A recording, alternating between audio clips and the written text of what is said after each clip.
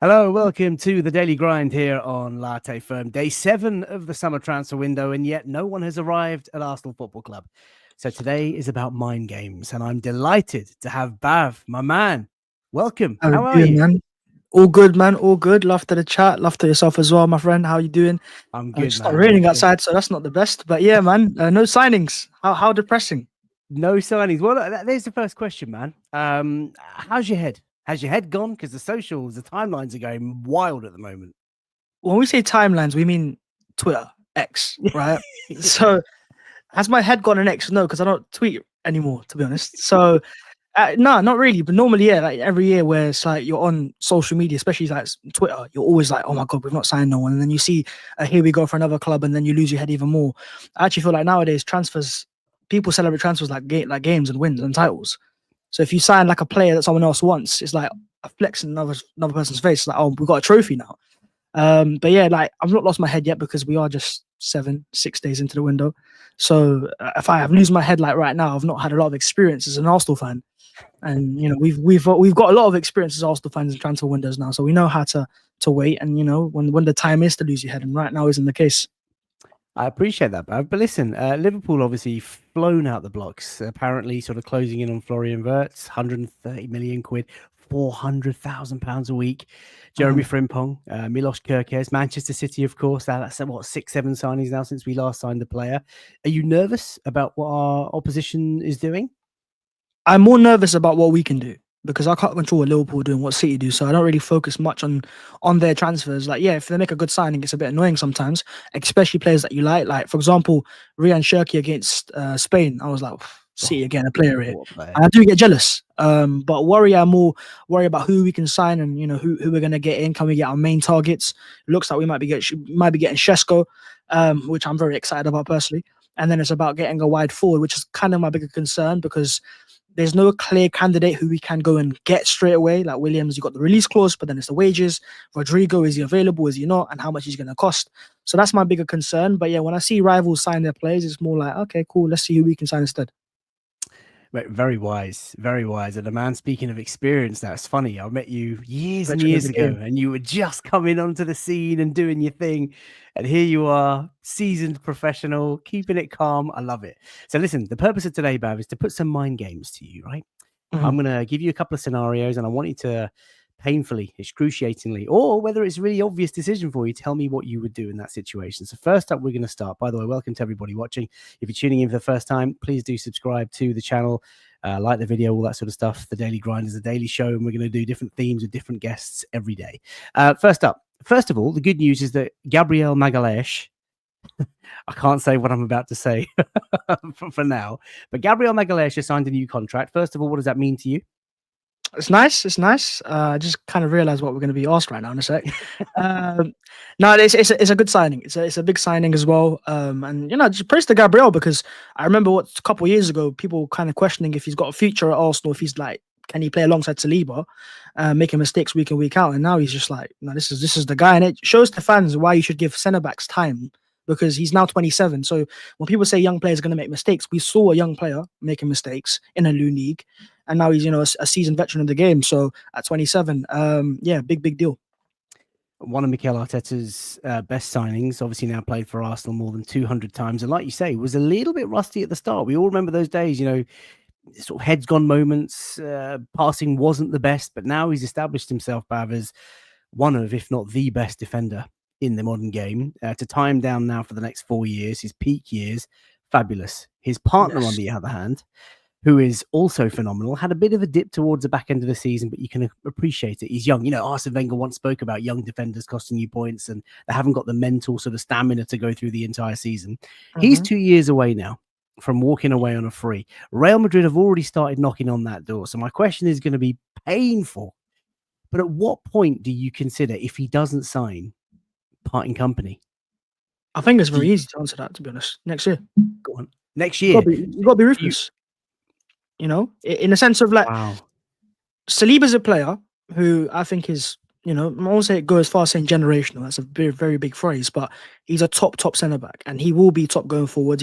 He elevates any side he plays for. You know, he went to Marseille, they got into the Champions League. He elevated the team prior to that as well. Came to Arsenal, went from fighting for top four, missing out, to fighting for a title. So there's no denying, you know, he was a world class player.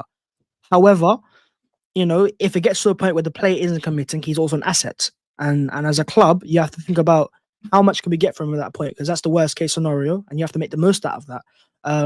Thankfully, I think he's going to sign a contract, and we're going to have him for at least a few more years. But yeah, if a time comes and he's like, I'm not signing a contract, I think next year, you know, have one more season out of him, because look, as Arsenal fans, and I can feel the pressure growing, we need to win next season. You don't want to lose Saliba now, especially when you know how fans operate, when they look at other club signings and they see Wirtz going to Liverpool, and they'll see Arsenal losing Saliba. It's too much. But yeah, I think next year, if the deal wasn't signed and if he's like, okay, look, I want to leave, I want to go Real Madrid, you cash in. And, you know, because we've seen, you know, United are going for Mbeumo, who's on 1 year left on his contract, and he's not even near the player of Saliba in terms of his position. And £60 million is the price we're talking. So I think, yeah, next year, if he's not signing, it's time to, you know, maybe cash in.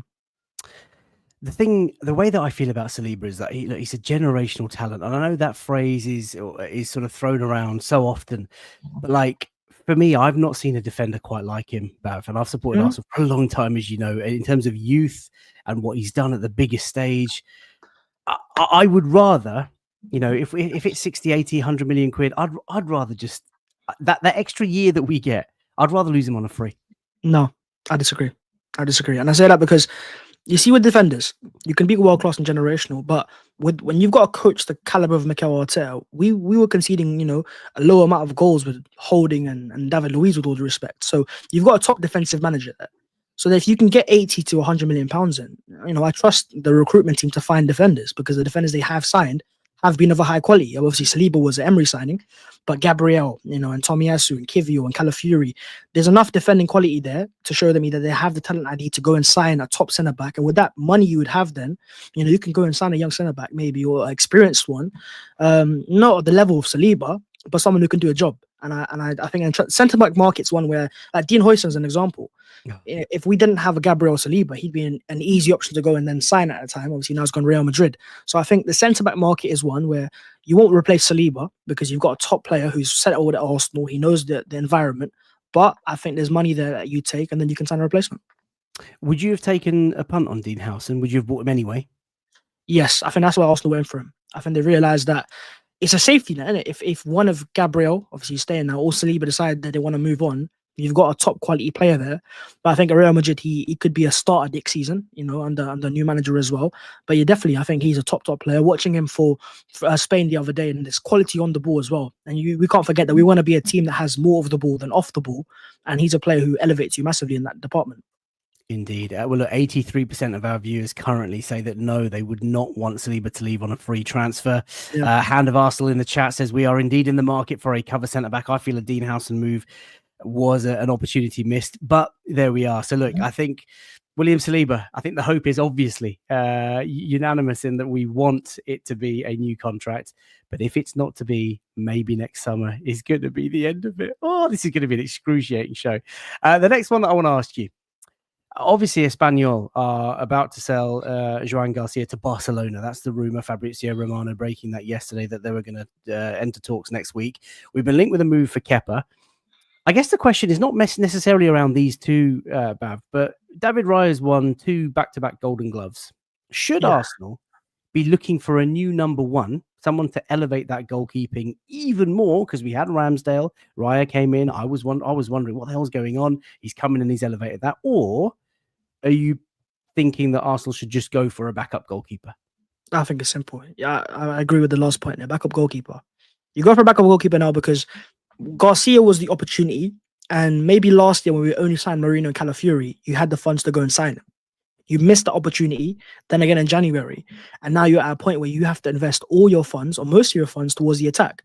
So, you know, spending a £20 million or whatever it is for Garcia, if that affects us, and if we can go for Rodrigo as an example, I don't want that. I think goalkeeping department, we've got a strong goalkeeper, thankfully. So it's not like, okay, David Raya needs replacing next season.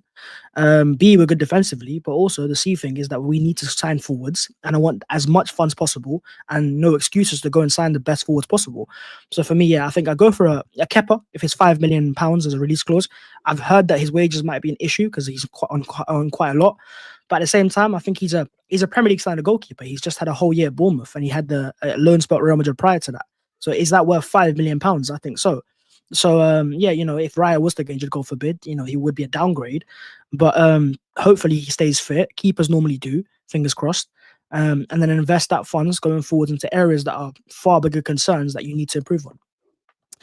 Well, 100% of the chat currently voting say that we should be in the market for just a new number 2. Matthew Simpson saying, look, surely anything more than a backup is just a waste of funds, given that everything we've got to do, which is quite interesting. I think that's the general consensus. David Ornstein, of course, today on The Athletic saying that Arsenal are in the market for a new goalkeeper. Neto, of course, leaving after making just that one appearance, if you remember, Bav, away in Girona, trying to make that save from outside his box, which was quite comical. There we are. There's been a lot of talk, Bav, around our young midfield options. And Max Dowman is ripping up trees wherever he's playing, youth level, England youth. And of course, Ethan Nwaneri, who had a bit of a run of game time last season, then sort of towards the back end of the season found himself on the bench and being quite unused. I guess the question here and the general sort of word on the street is that if we go out and buy a creative player, you mentioned Cherki at the start of the show, if we go out and get him, like City are going to do, or Florian Wirtz like Liverpool are getting, that almost becomes a bit of a ceiling for these two. They're going to get much limited game time, and I understand that there is an affection for the Haaland Academy. I think you've described it recently on Twitter as the best academy in football, perhaps tongue in cheek, but actually it's a great shout. Do you think, given the pressure around Arsenal, we have time to be patient with these two? Are these two the future, or should Arsenal go out and, irrespective of these two, go out and get attackers? I would love to go and sign an attacking midfielder for next season as an example, but in Martin Odegaard, we will see how he develops. First things first. With Zubimendi arriving, less focus on the build-up, playing him higher up the pitch, focusing on his creative passing. That's a question for Martin. Can you find the assist numbers for a striker that Arsenal are going to sign in the wide forwards and Bukayo Saka? If you can, you're a captain and you're a top quality player, we know, then, I think that's the answer there. But I think Ethan's a player, and Max less so, because I haven't watched him play as much. I don't really watch the under 18s, to be honest. But I've seen the clips, and he looks outstanding. But Ethan's a player we've seen play for Arsenal last season. And the glimpses that we have seen, I think that's a talent that breaks into the team. He's just, I won't go as far as saying generational just yet. It's very soon to say that. But, we talk about the way football is going nowadays. Chelsea is an example. They won the Conference League with such a young side, and teams are going for younger players because they're ready. Somewhat the academies are producing these ready-made players for the first team. Miles Lewis-Kelly's the best example for Arsenal. You wouldn't look at Miles last year, and if you didn't know Miles' age, you wouldn't know he was 18. And I think Ethan's, he's got a harder department because in attack you have to make a difference, and there's a lot more pressure on you. But I think having seen Lamine at Barca and all those players coming through, I think Ethan's a player who I would give the priority in the platform right now. And so if it comes to signing an attacker midfielder, unless there's an obvious opportunity, the one that you can't say no to, which I don't think there is, Liverpool trying to force Wirtz out of Leverkusen, and Cherki's a player who I think in that final third, we've talked about, breaking down a low block, he would help Arsenal automatically. He's a fantastic creative passer. But we can't forget that one thing that makes Arsenal so good under Mikel is our off-the-ball work. And Cherki doesn't have that same, not just work rate, but the power, the athleticism. Nwaneri does. Nwaneri's got a lot more pace, a lot more power naturally, and I think he's got a very high ceiling. So I think Ethan, for me, is someone that I want to give a platform to. I think he's an exciting talent. And I think he deserves. And where would you play him, Bev? Like, what position do you see Ethan? Sorry? Number 10, because I think next year we evolve into more of a pivot with Rice and Zubimendi. And so you have an attacker and midfielder who specializes in just playing behind a striker in the area. And because Ethan's so two-footed, if you force him towards the left, he can do it. And likewise on the right as well. And I think that gives your attack this mysterious edge to it. And I think that's why Ethan's on profile, just what he excels at and where his strengths and talents are. He answers a lot of the questions what Arsenal fans are looking for. You've hyped him, and I'm really excited about it. And in fact, everything that we've seen from young Ethan, even in those sort of like short cameos, really, really exciting. This is a guy who gets the ball and just wants to run, wants to create, has a tremendous sort of energy about him. And every time he comes off the bench, he sort of raises the tempo of our game. I hope he gets much more game time next season, and I hope he gets a chance to really shine. Max, on the other hand, look, I don't know how youth contracts work and stuff, but listening to the Arsenal Vision podcast this morning, they were talking around, the big clubs are circling. They're always in the players' ear. They're in the club's they're in the players' families' ear. They're trying to unsettle him. There were links the other day with that sort of young Greek kid, and they'd been using that as ammunition to say, look, Arsenal, they care about you type thing. I think Arteta is obviously trying to embed him into the first team squad in terms of training, but he's still a young boy. What sort of impact do you think he might have next season, if any? I think his impact next year, I'll be very surprised if it was anything par minimal. And I think because he's 16, he's like, we don't expect him to be a starter, right? And off the bench, he might have a few cameos here and there, but we have to give him time to grow into it. And thankfully, we've got another youngster who's also only 18 to give that time to as well. So I think Max next year, it's about just making appearances. That's about it. I don't expect him to have an impact on the first team. If he does, then, oh my God, we've got a talent here. But regardless of that, he's, the year after, he'll be 17 either. So I think give him time, allow the pressure on him because, as a youngster as well, you put a lot of pressure on him. And it's this idea that Max comes in and he's going to compete and he's going to be our Odegaard replacement. You're talking about a Norway captain, Arsenal captain to replace that for a player who's 15. Oh, come on, man. That's way too much pressure for someone who's just 15. Give him some time to grow and develop. And thankfully, because you've got Ethan as a buffer almost in a sense, because he's a bit more developed and he has had that, cameo season. Now he's had a season where he's played more games, started as well. Ethan's in a prime time to, be more of a starter next season. He's a kid, man. He should be doing a paper round. He can't even get changed with the first team because he's so young. And I think Arsenal fans recognise that. But as soon as he gets into that squad, it's going to be super, super exciting. So I think what you're saying is that we can wait with Wanyeri. You think he's almost there. Very exciting. Max obviously is a different kettle of fish. But if we can maybe get a no-brainer, if there's an obvious opportunity out there in the market, obviously you'd do it. But actually, keep your powder dry because this guy, particularly on the right, is coming through. ZT398 says Cherky for 30 million euros is a no-brainer. Just wondering why no other Premier League clubs are going in for him. I think, Bav, you've alluded to that. I think there must be a reason why there are only one or two clubs taking a free shot at him. No doubting his talent. I just think City just want to be stacked. They want to have attacking options on the bench next year for different in-game scenarios. So that's going to be interesting to see where that unfolds. Now, this is the one that I'm really interested in, Bav. And this is our sort of forward options. I want you to pick a column, any column. But before you do that, the idea of this is to think about left column, really expensive centre forward, and taking a really cheap or relatively inexpensive wide player as an option. The middle column is taking a reasonably expensive centre forward and a reasonably expensive wide player. And the right column is going really hard on a wide player and picking up any sort of basement bargains that you can get for a forward. Okay. Which of these three columns are you aligned to, and do any player combinations appeal to you? I think the combination that every Arsenal fan is talking about right now is, what can I not mix and match? So I can't do Šeško and someone else. Well, you can mix and match, but pick one of these three to start with and tell me columns-wise. Columns-wise, look, if I'm looking at profiles and just people that I'm a fan of and I think can just elevate Arsenal and has that elite ceiling, whichever column has Šeško, I'm taking it. And we're talking about, and we're talking about whatever price tag, an insane high price tag. If we believe the reliable reports that come out of Germany, we're talking 80 million euros is the deal that Arsenal want, which translates to 67 million pounds. For a player of Šeško's quality and potential, I don't think that's an insanely high price.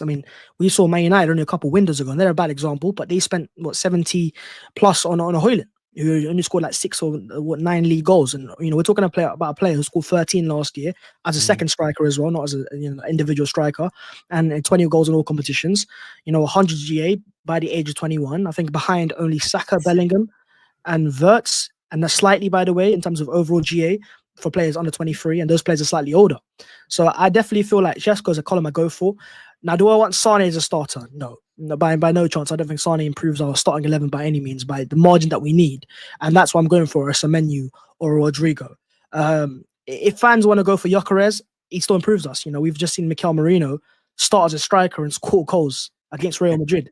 So Mikel's proven to us Arsenal fans that he can coach a striker to get into the right positions. And then, you can go for Gyökeres and Semenyo. I think that's the most balanced option there because you improve your striker and Semenyo does elevate our team as well. But if we're being ambitious, on Gyökeres, Bav. So, I'm really sorry to interrupt. I know you speak like a Ferrari, man. You're out of the blocks. I've described the Gyökeres and Šeško sort of situation as someone who's been starving for a few weeks and you stood at the front of the buffet line and you can't decide what meat you want Yeah, or what food you want. And it's like true. either of these players, even Ollie Watkins, they are going to come in and have a Exactly. massive impact on our team. Like, you No, cannot knock that any of the, like, all three of these boys know where the goal is. All three of these boys can hit a ball cleanly and they score goals and they're prolific goal scorers. So, Yeah. like, beggars can't be choosers here. And we have a lot of choice out there. But you're saying that Šeško would be your number one, and under no Šeško, circumstances, Sane would be someone that you want to see at Arsenal. I think Sane is only an option for me if he's like a bench option or like a Trossard type player where Okay. he's not starting week in, week out. Does he elevate our squad? Yeah, he does. You know, Sane is still a player who can elevate your squad. He's a Champions League caliber wide forward. But that's the only option I take him at. And to be fair, he's a free transfer. So if you can get the right wages for him and, you know, offer him the right amount of minutes, then yeah, I think as a third attacker, he'd elevate our squad, but not our first team. And I think that's Arsenal fans have waited for a long time for going for forwards. And that's why when it comes to forward signings, fans get the most excited because these players can raise your ceiling. And Sane is not a ceiling raiser. Šeško for me is. And even Gyökeres to an extent, for what he offers Arsenal, the ball strike and the shot power, elevates Arsenal massively. Massively. But Rodrigo, another player, I think he has the ability to just change the entire attacking dynamic, you know, whether you want a pacey wide forward, he's not electrically fast, but he's got enough pace to be an issue in counter-attacking scenarios, but also just the natural talent. You know, when you watch like Shirky's a good example right now, fans are loving him because he just has that natural raw talent. He makes things look effortless. And Rodrigo's of that same thing where I think I saw a tweet about this and it was a great tweet. It's like, what Martinelli has to think about, you know, Rodrigo does subconsciously. It's just natural to him. He just does it automatically. And I think that's the type of player I want because he can raise the ceiling, whether it's, you know, more centrally or as a wide forward. I think Rodrigo's a player, if he's available, and I think he will be, to be honest, because I think he wants to play on the left-hand side and he won't do that at Real Madrid. You go for it. And we've waited for long enough and we've spent enough, you know, not spending money to now have enough to go and spend on a Rodrigo and a Šeško. And I don't think they're insanely expensive either. I mean, we don't know what Rodrigo's set price tag, but if Šeško is around £70 million, I think for what you're getting, even now, for what his impact is next season, I think is more than worth it. Well, the votes are coming in thick and fast. The vast majority would pick column 3. They'd rather go for an out-and-out expensive wide player and the least expensive striker. It's a safe option. It is actually a very safe option because I think you're right. I think Rodrigo elevates our left-hand side immediately. My only reservation around him, and I've said this on a couple of shows recently, is just motivation. He's still a young boy, but he's been at Real Madrid. He's won everything there is to win in the game. He's played with all the superstars and the Galacticos, and yeah, I guess the acclimatization would be straightforward. He's got the three Gabriels at Arsenal, the Brazilian sort of counterparts. Mikel Arteta obviously speaks the language that Rodrigo speaks, and that's not a problem for me. And technically sound so good. I think exactly what you've been saying, Bav, around Leroy Sané doesn't do it for me at all. I think this is a guy who's struggled, I think, with fitness towards the end of his career, was phenomenal at Manchester City. We all watched in awe as he tore teams apart, you know, time and time again. Absolute killer on that left-hand side. Loves to hug that touchline. Brilliant player, but just not for me. And Šeško, I like all the raw attributes. 6'5", speed, athleticism, ball striking, goal scorer. Like, I love all of that. But I'm not sure if I had to pick these columns that I would do that. Semenyo is a really, really dark horse, you know. Yeah, fantastic player. Not too many people are talking also, about him. Go on. The reason why I'd say he's dark option is because, you know, we talk about a Saka backup as well. Yes. Semenyo's minutes have been equally shared on the left and right. And he's played centrally as well, but left and right hand side. And he's a fantastic dribbler. And I think Arsenal need a raw ball carrier as well, who you can give the ball to. And it's not about always finding the right pass. It's just about beating his man and taking the player out of the game. And Semenyo's shown last year in the Premier League. So it's, again, how much time he needs to adapt as well. He won't need as much time. I think there was an interview where he talked about the Emirates being his favourite stadium as well. So clearly, you know, a fan of the Arsenal, who isn't at this point. We are gargantuan. But yeah, I think if I had to just pick one of those columns, I'd go for the far right as well. And I say that because Watkins still elevates his team. And I think he's also a very underrated option because if he's available for a reasonable price tag, is he an upgrade on Havertz as a striker and Marino massively? You know, he's scoring. Even just as an alternative, though, Bav. As an alternative as well. We don't even need an upgrade on Havertz. We just need more options. How many times have we seen Watkins cause Saliba problems? Yeah. And we talked about Saliba being generational, by the way. Watkins is a very sound player. He will never be the best striker in the world. We know that. But will he elevate us enough to score enough goals to get towards the 100 next year? I think so. Well, there you have it, ladies and gents, boys and girls. Today's show was slightly different. It was just around sort of different scenarios for Bav to play through. I think he's handled that really well, played it with a straight bat, and he's gone raced away to the boundary each time. Bav, what are you expecting from Arsenal in closing for this window? Do you think we'll hit the mark in terms of everything that you expect Arsenal to do? We never do. As fans, the reason why I say this because every year, think about it, at the start of each window, it's like fans want 10 players. Winner, left back, a right back, a goalkeeper, everything. So there will always be something left over. You know, Arsenal never hit every single thing, but for me, it's the most important aspects, the ones that raise your ceiling, and it has to be that wide forward and that striker, and that's why I'm actually kind of excited because I believe Arsenal will get both over the line, whether it's a Rodrigo, Rochesco, or Gyökeres, whoever it is. There's enough options there to elevate ourselves, Arsenal going forwards to get me excited. So I think we'll get those there, and then you fans might nitpick about attacking midfielder, but you got the Ethan dilemma there as well. Backup centre backs that we're talking about, backup goalkeeper. Those areas they are important, they're underrated, but I think if you can get those main two, striker, left winger, and keep your players fit next year, it's a lot of us are about luck as well. Then I think you've got a very good chance of going for it in a year that's going to have a lot of pressure. We have to start quick. We have to start similar to 2022-23, where it's like what you're doing, the set team, you know how we're playing as well. Everything kind of clicks straight away because fans are impatient, and you can see that's why we're only 7 days into the window, and there are still a lot of fans going, "Oh my God, we're not competing next year. We ain't signed," because of last season. Because we built up to that year of, okay, now we're going to get over the line. City did drop off as well, and we didn't take advantage. So the pressure is there, and that's why I think get your signings in as soon as possible, so they have time to bed in. They have preseason as well, and then they can start match day one in the Premier League. Title charge next season. Yes, we have to. We have to, and we've shown that we are capable of being there, even at our worst. Last season was in terms of the floor. Players getting injured week in, week out, losing your star attacker and Bukayo Saka. We were still the second best team in the Premier League. So if you can keep your more of your players fit and available, and also the growth, we talk about a team that's still fairly young, very, very young. So you're going to grow. Players are naturally going to, improve next season. But if you can sign the right forwards, elevate the team, score the right goals, Benjamin Sesko, Rodrigo, come to the Emirates, lads. You get me excited again, lads. It's like the 7th of June, and I'm like, I want to go to the Emirates tomorrow for the first match day. Listen, Baz, where can people find you on socials, man? What have you been up to? What are you going to get up to over the summer? It's all, right now, Arsenal transfer news. Not daily content, but every other day so far. Obviously, when things start to ramp up, I'll ramp up it as well. And then obviously on social media, like Instagram and TikTok. Again, Bavs Ian, shorter content, but it's all around the Arsenal. So if you're an Arsenal fan, you know where to go. You know where to go indeed. Bavs, it's been a pleasure. Thank you. That's it, chat. That's your daily grind for today. We'll be back tomorrow. So look after yourselves. What do you make? Let me know in the chat. And of course, if you're tuning in for the first time, please do subscribe to the channel and get involved in the video. You can get these as podcasts as well via your normal podcast outlet, whether it's Spotify or Apple. Until next time, bye for now.